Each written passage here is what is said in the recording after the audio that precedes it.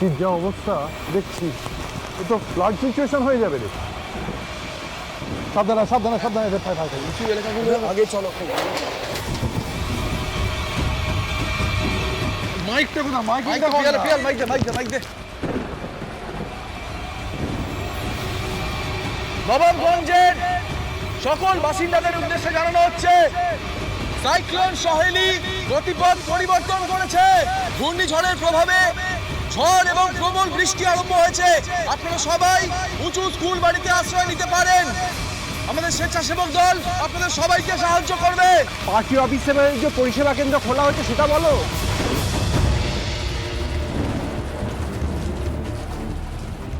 দাদা আটকে পড়া মহিলাটা আশ্বস্ত হবে। দাদা বল। আপনাদের সবার সুবিধার্থে পার্টি অফিসে পরিষেবা কেন্দ্র খোলা হয়েছে, আপনারা যোগাযোগ করুন। কাকু কাকিমা জেঠু জেঠিমা দিদিরা দাদারা সবাইকে বলছি, আপনারা কেউ ভয় পাবেন না।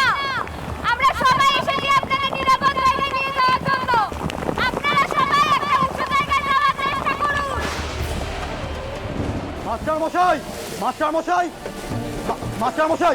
মাস্টারমশাই, আমরা কয়েকজনকে নিয়ে এসেছি। বৃষ্টিতে এদের ঘর বাড়ি সব ভেসে গিয়েছে মাস্টারমশাই। দিঘি পাড়ের দিকটায় খুব খারাপ অবস্থা। এদের মধ্যে একজন চোটও পেয়েছে। এক কাজ করো বন্টি, এদেরকে এখনই পরিষেবা কেন্দ্রে নিয়ে যাও। ওখানে গিয়ে প্রথমে ফার্স্ট এড দাও এদেরকে। আপনারা কিছু চিন্তা করবেন না, আমরা আছি, আমরা সব ব্যবস্থা করব। আপনারা ওর সঙ্গে যান। হ্যাঁ, আমি যাচ্ছি ওদেরকে নিয়ে। আচ্ছা যাও। সজল, তুমি যাচ্ছ তো? চলো, চলো, চলো। সাবধানে, সাবধানে, সাবধানে। চিন্তা করবেন না, আমরা আছি, যান, যান, যান।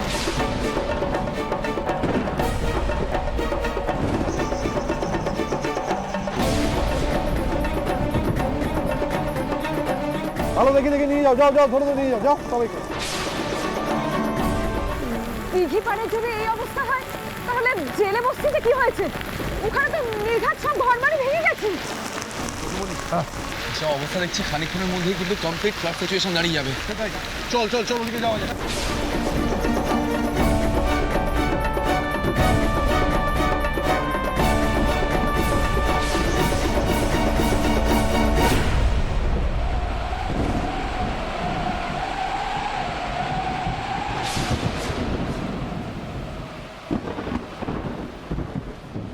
স্যার, স্যার ওই দিকটা দেখুন, ওই দিকটা।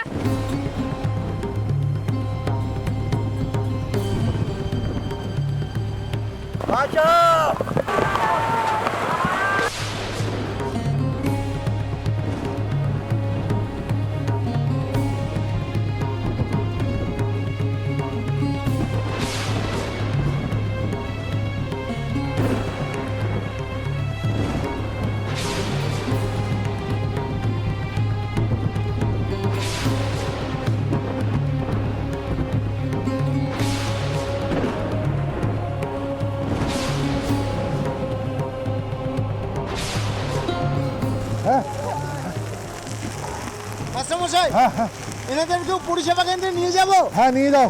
আর তুমি শোনো, তুমি আর তোমার ছেলেরা চারদিকে ছড়িয়ে পড়ো। এ যা বৃষ্টি, যা ওয়েদার, আমরা সামলাতে পারবো না। ডিজাস্টার ম্যানেজমেন্ট গ্রুপের সাহায্য লাগবে, বুঝেছো? যাও, নিয়ে যাও, নিয়ে যাও। ধরে ধরে আস্তে আস্তে নিয়ে যান, সব জায়গায় নিয়ে যাবে। আপনারা আমার সঙ্গে আসুন।